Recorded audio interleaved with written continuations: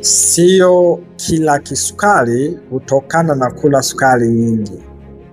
Kuna hiki kinaitwa kisukari aina ya kwanza.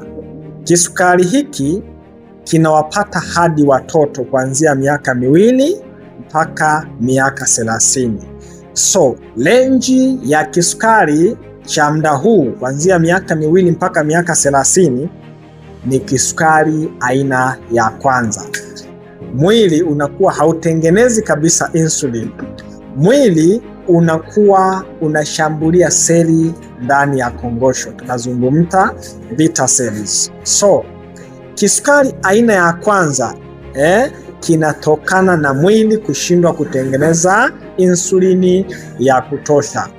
Mwili unakuwa na tabia ya kushambulia seli ambazo zinatakiwa zizalishe insulini.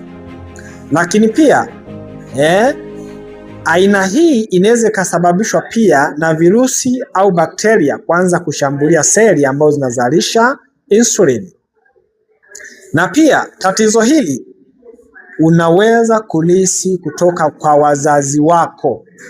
Maana yake ukizungumza kisukari aina ya kwanza, asilimia nyingi, kuna nafasi kubwa sana ya mtu kuweza kulisi kisukari aina hii. Kwa hiyo ndio maana ukisikia mtu anakuambia amelisi kisukari, inawezekana yeye mwenyewe haelewi. Mara nyingi kisukari aina ya kwanza kinatokana au unaweza ukalisi kutoka kwa wazazi wako au kwa vizazi vilivyopita.